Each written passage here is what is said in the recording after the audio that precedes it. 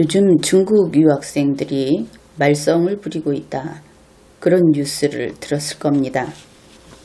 그것이 벌써 며칠째 계속되고 있는데 2019년 11월 19일자 조선일보에는 다음과 같은 내용이 나왔습니다. 중국인 유학생으로 추정되는 네티즌들이 국내에서 홍콩 시위를 지지하는 한국 대학생들의 얼굴 사진과 실명을 중국 소셜미디어에 무단으로 올리는 등 신상털이에 나선 것으로 확인됐다. 이것을 본 중국 네티즌들은 한국 대학생들을 향해 인신공격성 발언과 폭력 위협을 쏟아내고 있다. 이렇게 이제는 점점 그 정도가 과열되고 있습니다. 그런데 겨우 나오는 이야기가 대학가에서 중국 유학생의 무분별한 사이버 공격으로부터 한국인 학생들을 보호하는 대책을 마련해야 한다 하는 이런 지적이 나오고 있다 하는 것이 뉴스의 내용입니다. 이것이 단순히 사이버 공격으로 끝난다 하면은 결국 사이버에서 사이버로 그런 문제가 될 겁니다. 그런데 문제는 이것이 오프라인, 현실 세계까지 이어진다 하는 것이죠. 웨이보에 이런 한국 학생들의 실명과 사진을 올려놓으면 그것을 본 중국 유학생들이 한국 땅에서 한국 학생들을 공격하는 일로 이어지고 있다. 결국은 이 웨이보라고 하는 중국에 있는 SNS가 우리 한국 학생들에 대한 범죄를 고지하는, 그리고 그 정보를 받아가지고 범죄 실행에 나가게 하는 이러한 역할을 하고 있다. 그것을 알 수 있는 것이죠. 그래도 대학생이다. 그러면 우리는 어느 정도의 교양과 남과 어울려 살 수 있는 능력을 지니고 있을 것을 기대합니다. 이러한 공동사회에서 남들과 공존하기 위해서는 반드시 기본적인 능력을 지니고 있어야 합니다. 표현의 자유를 존중한다든지 개인에 대한 불가침, 또 인간의 존엄성 존중, 이런 것들은 필수 요소, 필수적인 능력이다. 그렇게 보겠습니다. 만일 이러한 능력이 없다면 공동사회에서 추방당하게 되는 것이죠. 뉴스에 나온 내용을 가지고 사례를 한번 살펴보기로 합시다. 중국 웨이보를 통해서 피해자 A의 신상을 알아낸 중국인 유학생들이, 그러니까 SNS에서 한국 학생 누구 얼굴과 이름과 그들이 활동하는 곳과 이런 것들을 알아내고는 이들이 대자보를 붙여놓고 그 앞에 모여있다 하는 그것을 정보를 알게 된 것이겠죠.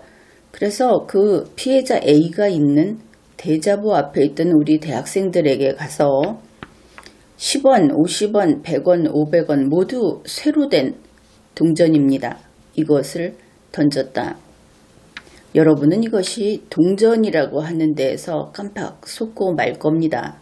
그냥 돈을 던졌다, 동전을 던졌다, 이것이 뭐 그렇게 대단한 폭행인가 이렇게 생각을 할 텐데, 동전이라는 것을 빼고 보십시오. 그러면은 이것은 쇠붙이를 던진 것이죠. 만일 우리나라에서 타인이 다른 사람에게 그저 A4 용지 한 장을 가지고 집어 던진다든지, 혹은 물컵을 가지고 물을 쏟아 부었다든지 했던 일들이 어떻게 처리되었는가? 그것은 엄연히 폭행으로서 유죄 판결을 받곤 했습니다. 그런데 이 쇠붙이, 동전이라고 하는 것이 100원, 500원 정도를 힘껏 던진다고 하면은 이것이 타격을 얼마나 줄 것인가, 더구나 무더기로 와서 생각을 달리해야 하는 것이죠. 그래서 이것은 물건으로 사람의 신체를 공격한 그런 범죄 행위다. 이것을 명확히 인식해야 하는 겁니다. 그런데 이들이 동전을 던지면서 한 말이 더욱 용서할 수 없는 것입니다. 돈 많은 우리 중국 유학생이 불쌍한 한국인에게 동전을 던져주는 것이다. 이렇게 말을 했다 하는 것이죠. 이것은 인간에 대한 혐오 표현으로 국제인권조약, 인권규약 등에서 이것은 범죄로 규정을 하고 있고 세계 모든 문명국가는 이러한 행위를 하는 자를 처벌하도록 그렇게 요구받고 있는 그런 행위입니다. 더구나 중국인이 같은 학우인 학생들에 대해서 한국인을 멸시하는 말을 했다. 어떻습니까? 이렇게 되면은 이들의 행위가 애들처럼 동전을 던졌느냐 하는 차원을 넘어선다. 이것을 알게 되죠. 이들의 행위는 대한민국에서 이런 식으로 인간을 혐오하고 그 혐오를 바탕으로 혐오 표현을 하면서 폭력을 하는 것, 이것은 금지됩니다. 세계 문명국가에서는 다 이것은 금지됩니다. 그 이외에 단순히 물리적인 행위, 그것을 가지고도 범죄 행위가 성립하는 것이죠. 피해자 A는 이것으로 그치지 않고 이렇게 신상이 털린 이후에 왕십리를 지나가면서 성명불상의 자들이 동전 공격을 하는 이런 공격을 당했다고 합니다. 여러분이 입장을 바꿔서 한번 생각을 해보십시오. 좀 더 확실하게 하기 위해서 이렇게 이야기를 해보기로 하죠. 여러분이 북경거리를 걷고 있습니다. 여러분은 한국인이라고 쓴 옷을 입도록 강요당하고 있습니다. 빨간색 한국인이라고 써있는 옷을 입고 북경거리를 걸어갈 때 한국인을 죽여라 하면서 동전을 던진다. 여러분은 대중 앞에서 자신의 신상이 밝혀지고 그리고 공격 대상으로 특정되어 버린 것이죠. 영화에서 볼 때 그 적외선인가 하는 그 불빛이 이마를 가리키고 그러면은 암살자가 총을 쏘고 하죠. 바로 그런 관역이 된 상태다. 중국인 그 수많은 중국인들에게 웨이보에 개인의 얼굴과 이름과 그리고 행동 반경이 어디라는 것까지 밝혀져서 학교 밖 왕십리를 걷는데도 동전 공격을 받고 있다. 이것은 끔찍한 테러인 것입니다. 게다가 피해자 A는 한국말로 죽여버리겠다, 밤길 조심해라 하는 이야기까지 들었다고 합니다. 이것은 분명히 형법상 범죄 행위입니다. 피해자 B는 여학생입니다. 그는 교내 생활을 하는 과정에서 무단으로 촬영한 자기 얼굴 사진이 게시판에 붙고 그 옆에 혐오 문구를 써서 게시를 하는 그런 일을 당했다고 합니다. 이것 또한 우리 대한민국 내에서 일어난 일이라고 한다면은 심각한 범죄로 범인을 잡아서 이미 형사처벌을 했을 겁니다. 이것 또한 범죄 행위입니다. 피해자 C, 이는 그 고려대학교 여학생이라고 합니다. 이 여학생의 모습이 들어있는 동영상을 무단으로 웨이보에 올려서 이것을 공유하고 그리고 거기에 댓글을 달면서 온갖 험악하고 위협적인 그런 댓글을 달고 있다고 하는데 이것 또한 현실로 당연히 이어질 수 있죠. 앞의 왕십리의 경우처럼 이 여학생은 거리에서 어느 날 어떤 봉변을 당할지도 모릅니다. 이러한 폭력의 관역이 되고 있다. 이것은 무시무시한 그런 범죄 행위인 겁니다. 우리 대한민국의 대학교라는 것은 대한민국의 헌법과 법률에 복종하는 교육기관입니다. 그러면 대학을 다니는 학생은 어떤가? 대학생은 대한민국 헌법과 법률을 준수하고 거기에 더해서 대학교의 학칙에 복종하는 피교육자, 교육을 받는 자 이렇게 됩니다. 이번에는 중국인 유학생은 어떤가를 살펴보기로 합시다. 중국인 유학생, 그들은 중국인이지만 대한민국의 대학교를 다니는 학생입니다. 그들은 대한민국의 헌법과 법률을 준수해야 합니다. 그들은 치외 법권자가 아닌 것이죠.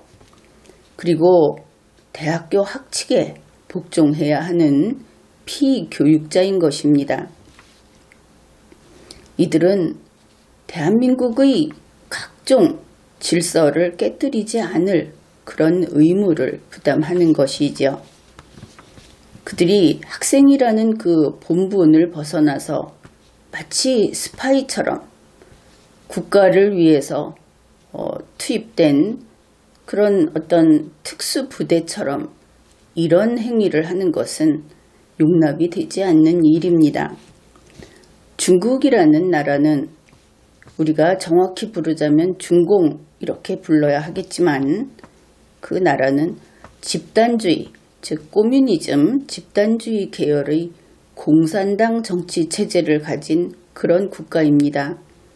우리와는 완전히 다르다. 그래야 하겠죠. 그러면은 중국 유학생은 한국은 중국과 다르다. 그러겠죠. 여기에서 시종일관 우리가 생각해야 할 것은 이번 일이 대한민국 영토 안에서 일어났다 하는 그 점을 잊어서는 안 됩니다. 바로 그렇습니다.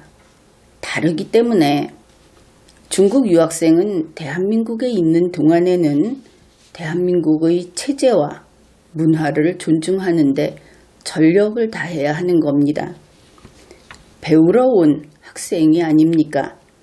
중국 땅에서와 똑같이 하려면 자유세계에 배우러 올 필요가 없는 것이지요. 이번 중국 유학생들의 이런 집단 행동, 인간 혐오에 바탕한 가해 행위, 이것으로 그들은 대한민국과 같은 문화국가에서 머물 수 있는 자격이 없다, 자격 미달이다 하는 것이 증명이 되었습니다.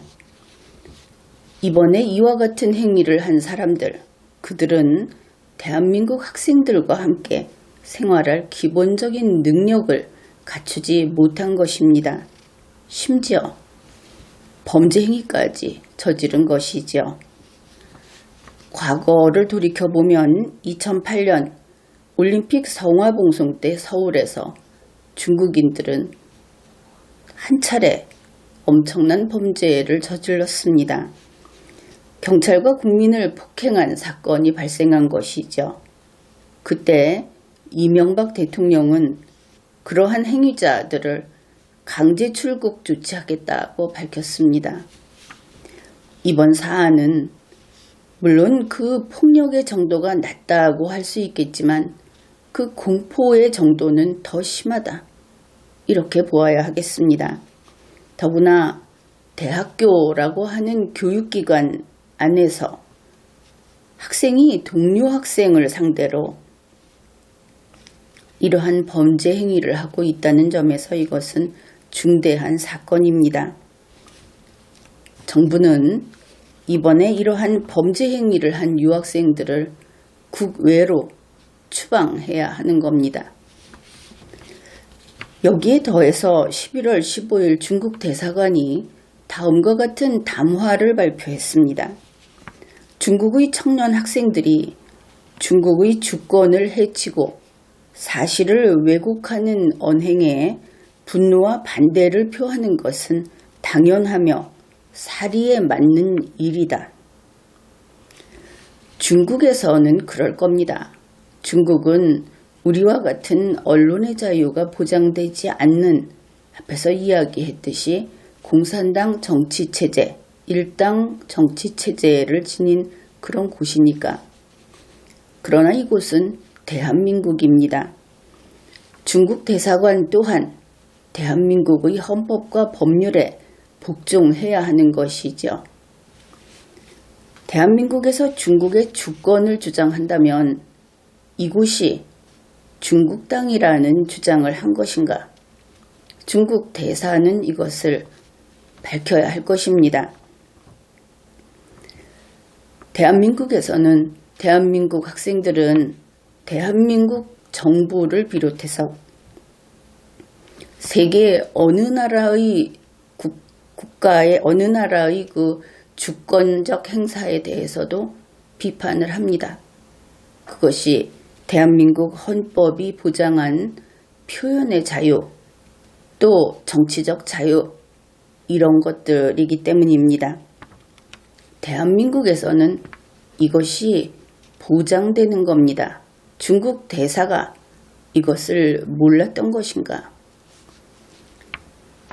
만일 이번에 이 담화가 중국 대사가 문제 있는 자가 아니라고 한다면은 엄연히 대한민국의 헌법을 침해한 것이 됩니다. 문재인 정부는 여기에 대해서 응분의 처분을 해야 할 겁니다. 습근평 시진핑에게 이와 같은 중국 대사를 징계하고 사과할 것을 요구해야 하겠습니다. 그리고 중국 대사는 즉각 이번 그 담화에 대해서 사과 담화를 다시 발표하게 하고, 그렇게 하지 않으면 신임을 철회하고 쫓아보내야 할 겁니다. 언론에 보도된 자료를 보면 2018년 기준 우리나라에 체류 중인 유학생이 14만 2,205명이라고 합니다. 그런데 이들 가운데 45%나 되는 6만 8,537명이 중국인이다. 우리가 이것을 좀 잊고 있기는 했습니다. 근데 이번에 보면 학생들의 태도도 그렇고 중국 대사관의 태도를 봐도 그렇고 이들은 우리나라 수준의 이 생활을 같이 해갈 수 있는 능력이 박약하다. 그것을 알 수 있습니다. 따라서 각 대학은 중국 유학생을 좀 우범계층으로 분류를 해서 관리 감독을 철저히 해야 할 것이고, 또한 새학기 신입생을 뽑을 때 이렇게 대학생활 적응 능력이 없는 중국 학생 선발 인원을 대폭 감축할 것을 요구합니다. 지금까지 리걸마인드 연구소였습니다.